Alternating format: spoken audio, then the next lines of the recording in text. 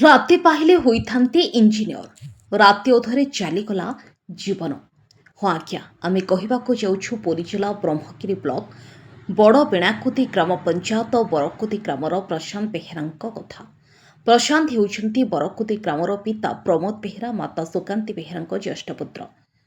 ମା ଯେତେ ଦୁଃଖରେ ଥିଲେ ମଧ୍ୟ ଲକ୍ଷ ଲକ୍ଷ ଟଙ୍କା ଖର୍ଚ୍ଚ କରି ଇଞ୍ଜିନିୟରିଂ ପାଠ ପଢ଼ାଇଥିଲେ।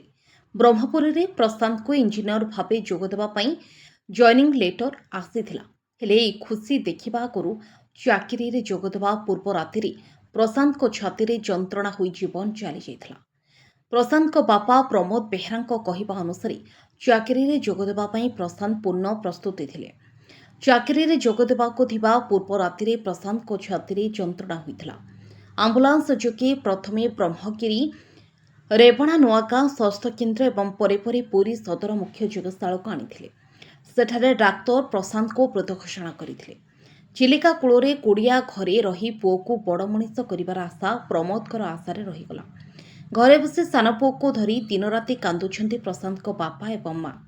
ସରକାର ଏହି ଗରିବ ପରିବାର ପ୍ରତି ଧ୍ୟାନ ଦେବାକୁ ଦାବି କରୁଥିବା ବେଳେ ସ୍ଥାନୀୟ ସାମାଜିକ ଅନୁଷ୍ଠାନ ସୋଡ୍ ପକ୍ଷରୁ ପ୍ରଶାନ୍ତଙ୍କ ଶ୍ରଦ୍ଧାଞ୍ଜଳି ସଭା ପାଳନ କରାଯିବ ବୋଲି ସମ୍ପାଦକ ବାପିନା ବେହେରା ଜଣାଇଛନ୍ତି। ପୁରୀରୁ ରମେଶ ସାହୁଙ୍କ ରିପୋର୍ଟ, ଓଡ଼ିଶା 24 ନ୍ୟୁଜ୍। ମୋ ନାଁ ସୁକାନ୍ତି ବେହେରା। ମୋ ଘର ବରକୁତି, ପଞ୍ଚାୟତ ବଡ଼ ବେଣାକୁତି, ପୋଷ୍ଟ ଆମର ଭୁବନପୁର, ଥାନା ବ୍ରହ୍ମଗିରି, ଜିଲ୍ଲା ପୁରୀ। ପୁଅର ଏମିତି ସଡନ କଣ ହେଲା ମୁଁ ବି ଜାଣିପାରୁନି। ପୁଅ ନାଁ ପ୍ରଶାନ୍ତ କୁମାର ବେହେରା। ସଡନ କଣ ଏମିତି ହେଲା କହିଲା ମୋ ଛାତି ପେନ୍ ହଉଛି। ଆମେ ତାକୁ ମେଡିକାଲ ନେଇକିରି ଗଲୁ। ମେଡିକାଲରେ ଯାଇ ଇଞ୍ଜେକ୍ସନ ଔଷଧ ଦିଆ ଚାଲିଛି। ପୁଅ ଡେଡ୍ ହେଇଗଲା।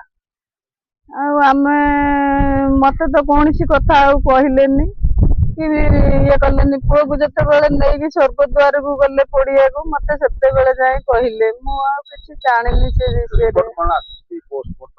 ହଁ, ପୋଷ୍ଟମର୍ଟମ ରିପୋର୍ଟ ଆସିଛି, ଘରେ ଥୁଆ ହେଇଛି, ସବୁ ଭଲ ବୋଲି ଆସିଛି। ପୁଅ ମଲା କାହିଁକି? ପୁଅର ତ ଏଇ କିଡନୀ ପ୍ରୋବ୍ଲେମ ଥିଲା ଆଉ।